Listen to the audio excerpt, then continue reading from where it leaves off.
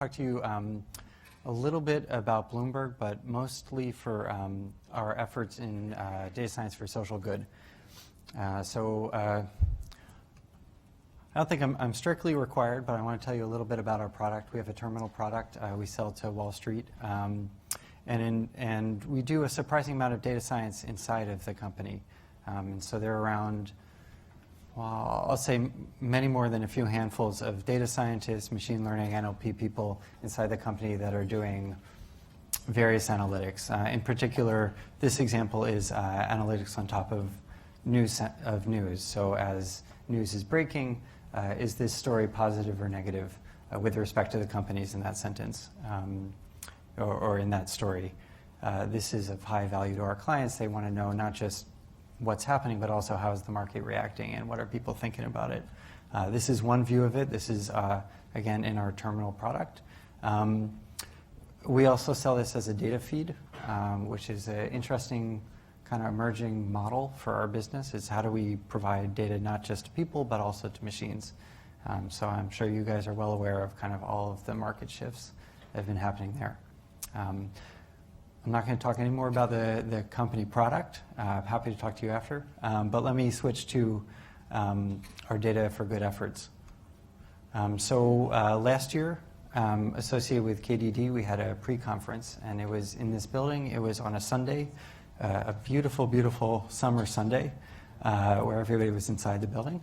And we talked about all of the various initiatives that people around the country and around the world are doing, applying data for social good. In particular, we had three main tracks. We had a urban computing track, we had a track run by Raid Ghani and kind of around data science for social good in particular, and also a track around data frameworks. In the building, there were about 900 people. It was a tremendously exciting event. Let's see, I'm not sure how well that reads, but I don't know how closely you follow Bloomberg Philanthropies, but Bloomberg Philanthropies has also been doing a huge amount in terms of supporting and nurturing public good efforts that have data in the forefront. So one of those initiatives is a data initiative collecting public health data in Africa. I think it's with the Australian government, but I think it's actually run in Africa. And it's how do we deliver healthcare more effectively, more efficiently to people who have much poorer resources, access to healthcare than we do. And then another initiative that was launched very recently is What Works Cities. So when Mike was in office, he was instrumental in getting Mike Flowers and the Mayor's Office of Data Analytics inside of City Hall and thinking about how do we enable data sharing across the government between city agencies, which typically have difficulty talking to one another.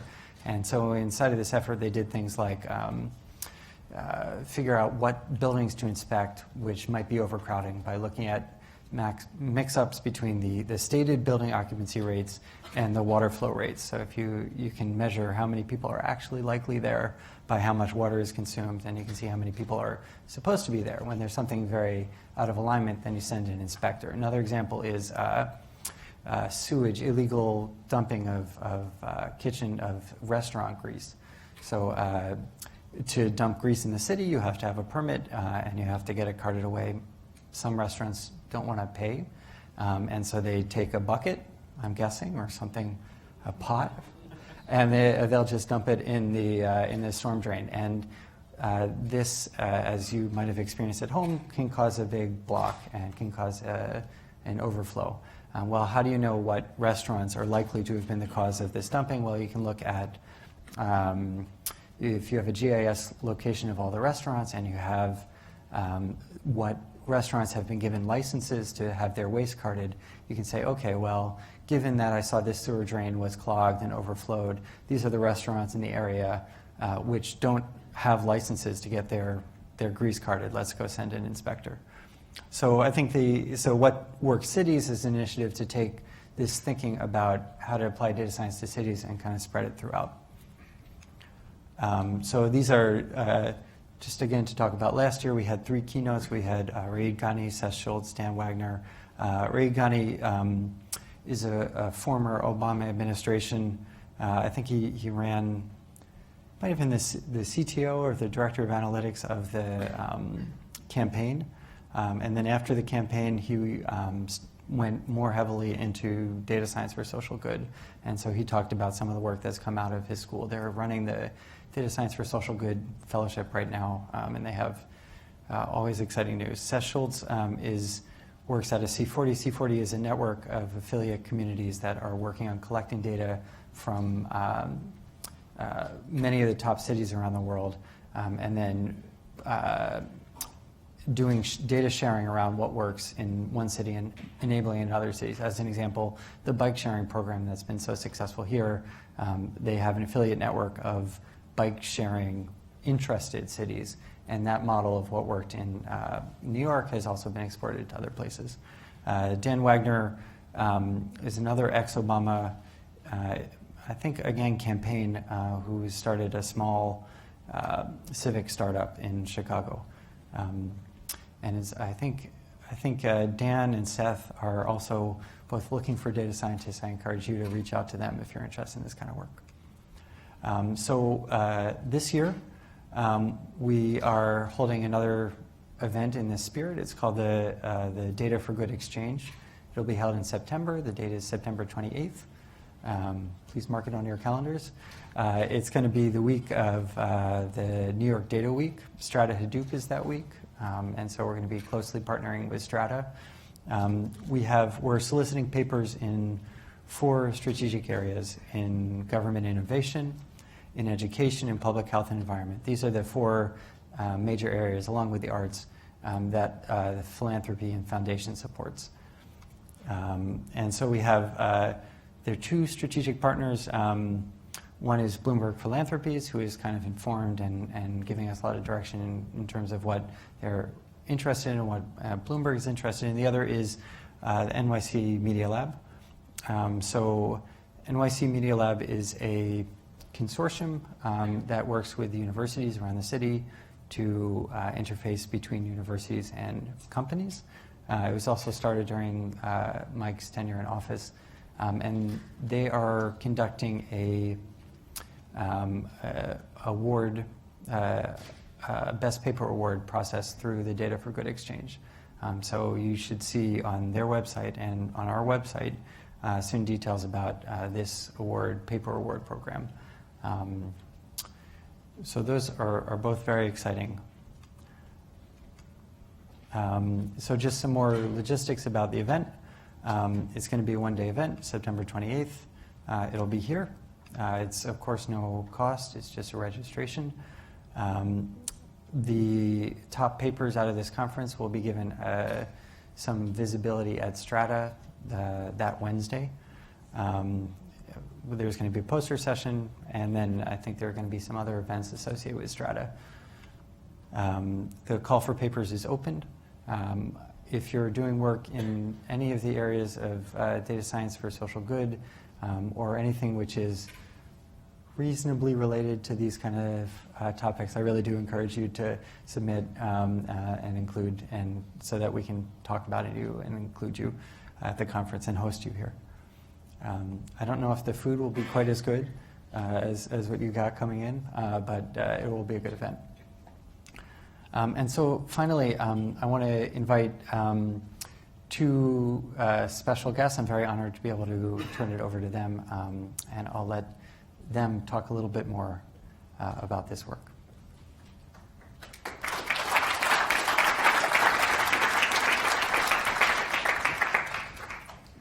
You guys should still stand up.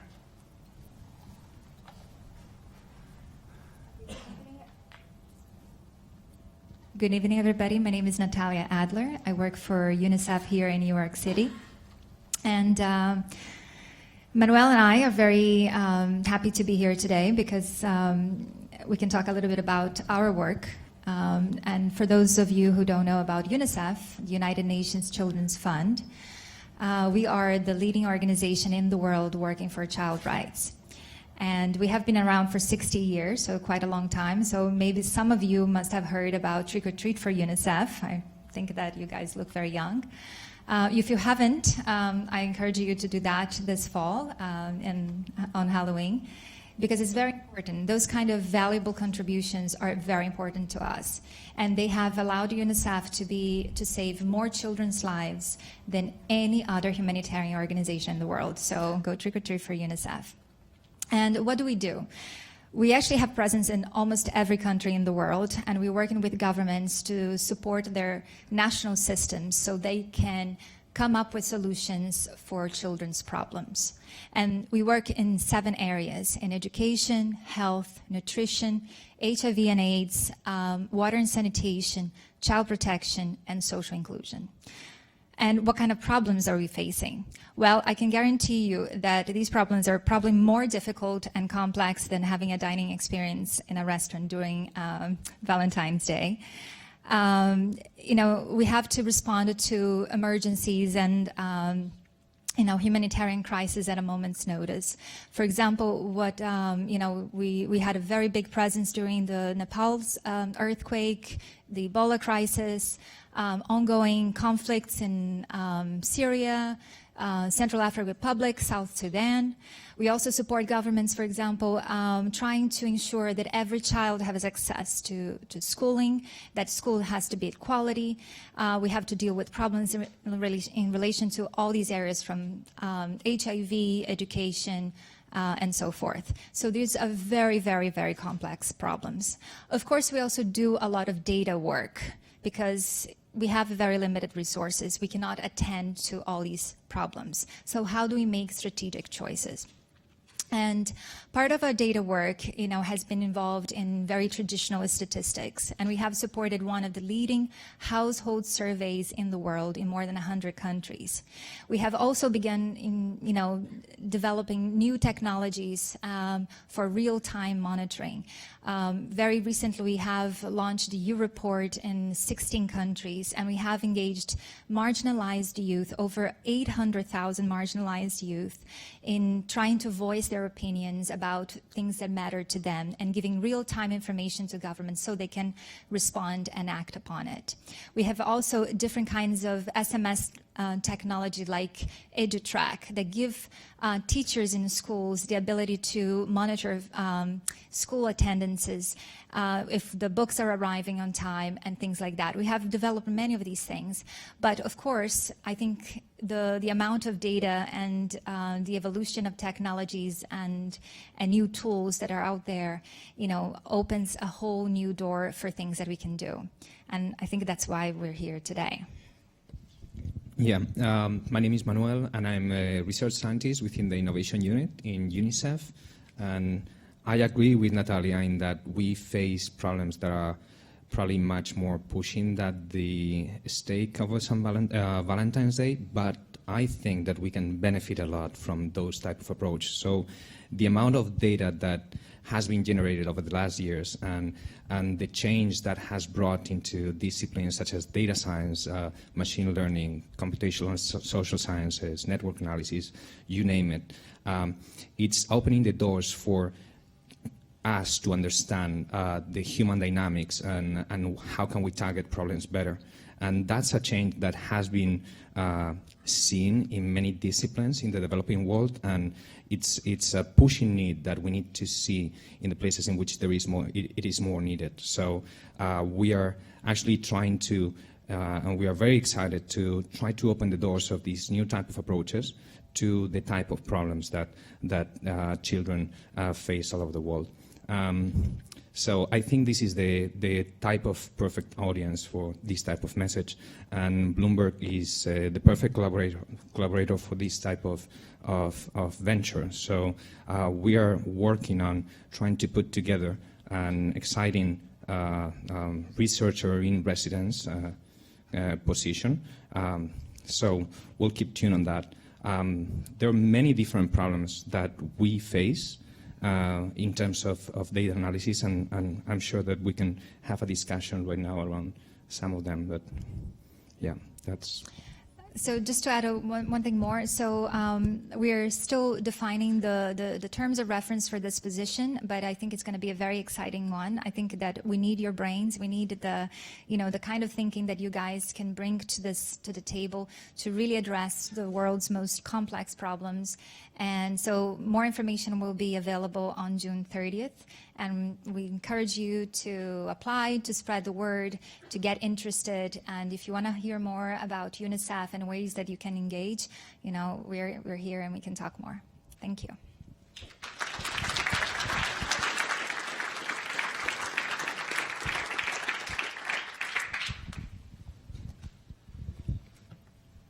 Do you want to take questions? Or? Yeah. Okay, great. Does anybody have...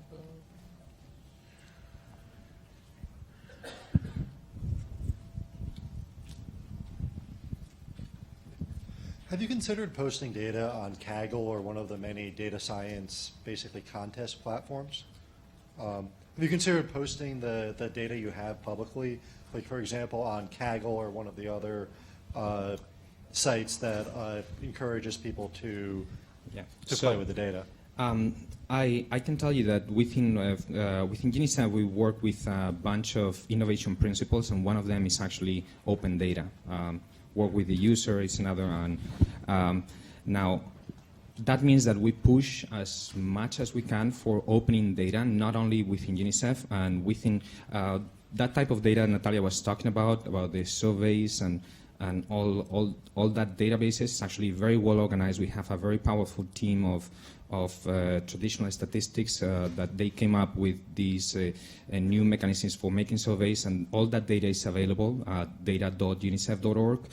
There is also mix.unicef.org, which also holds that type of data, and we support initiatives such as HDX and other different initiatives for big data.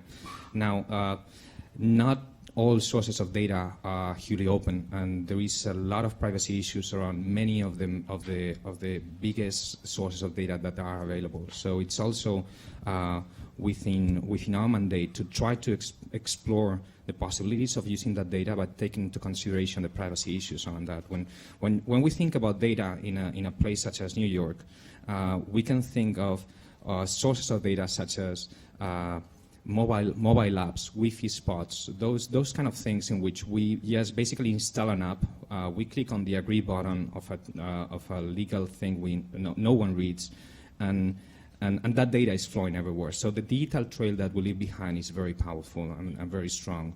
If you go to a place such as Liberia, probably the only way for you to know about the real-time dynamics of how people is moving, whether they are being affected by Ebola, where to put specific resources, is going to be probably phone records. And now the sensitivities behind phone records, especially if you go to a place in which there has been a civil war less than 20 years ago. So there is a debate between what's open data and what's not. And I'm telling you that with the open data principle always in mind. So we try to work with every kind of data and trying to make open as much as possible, but there is these other things of doing no harm that has to be taken into account too. Yeah. So if I can just add a few more words, I think I'm really excited about the opportunity to have this researcher in residence at UNICEF, because one of the things that I've seen been successful in the data for social good movement is these embedded kinds of relationships. So DataKind and Bayes Impact have both been successful in these kind of engagements, but the way that they're successful is long-term engagements with nonprofits or with public sector organizations. And I think if you look at what Bayes Impact is doing, they're looking for an even tighter relationship where someone goes in and is embedded inside of an organization for a long time period. And I think one of the big reasons is, as Manuel was saying, is there's a lot of data. Well, I think there are two reasons. I think so. One, there's data that simply cannot leave for privacy reasons. And then the other part is that often is part of the problem is figuring out what the problem is. And in order to really understand what's going to add value to the organization, you need to be in the middle of it. You need to be talking to people. You need to have that conversation. And that can't happen. Once you get to the point of putting it on Kaggle, it's not done, but you've gotten so far. And I think part of the part of my hopes for the program and for this researcher in residence is that they will unlock all of these problems inside of UNICEF and then make them more accessible to DataKind and to the community generally to attach onto and to take part in. But I think that in order for that to happen, and I think in the majority of nonprofits which don't have big data science teams in the same way that Bloomberg or that many of you are, I think they have to have this continuing long engagement with a data science inside of the organization. One last question. Thank you so much for the talk. I wonder what encouraged Bloomberg to collaborate with social sectors to kind of solve these kind of worldwide problems, and also how the private sector and the public sector can work together to solve some of the problems in business or in general in the world. Thank you. Well, I can't speak for Bloomberg as a whole, but I'll say a few things. So I think the spirit of the company, and if you look at the way that the company acts, it really is very much about partnerships, public-private partnerships, private-private partnerships, in order to get things done. I think that there's a recognition that Anish Chopra was here a few weeks ago, who is the first CTO of the US, and he talked about the need for these public-private partnerships to really solve government problems, because you don't have enough information on either side to really come up with a solution. And so I think those words really ring true for me, and I think generally at the company that it's, figuring out the right interface points and the right incentives to all of the players is key to kind of these effective interventions in the public sector. And I think it's kind of I don't know, it would be arrogant to think that either the government could solve all the problems or that the private sector could solve all the problems. It really has to be a partnership. So again, not speaking for Bloomberg, but that's just my perspective. I think in terms of how the partnerships should happen or can happen, I think it's complicated. So one of the other things that we're discussing and that I'm very excited about is how can we enable Bloomberg employees to aid UNICEF's core mission and to have a lot more of this long-term relationship.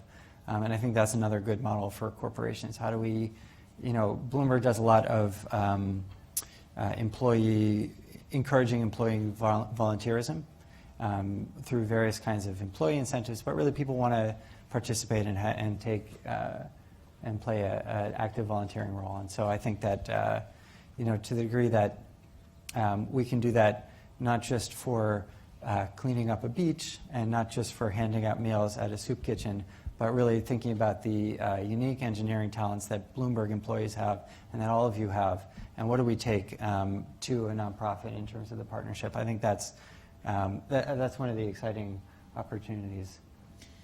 Well, if I can just add, I think that we are in a time today that we cannot think that developing issues happen in poor countries only. I think more and more the world is connected. So we're seeing more how, migration in one country will affect another country. We have various examples of cyber attacks. We have examples of conflicts, spilling over to neighboring countries. We have examples of diseases like Ebola that can start in one country and then can all of a sudden, happen in New York. So the interconnection of all these problems and the fact that these problems are going beyond a country income status, I think it also brings to light that these are not issues that are happening, just in Africa.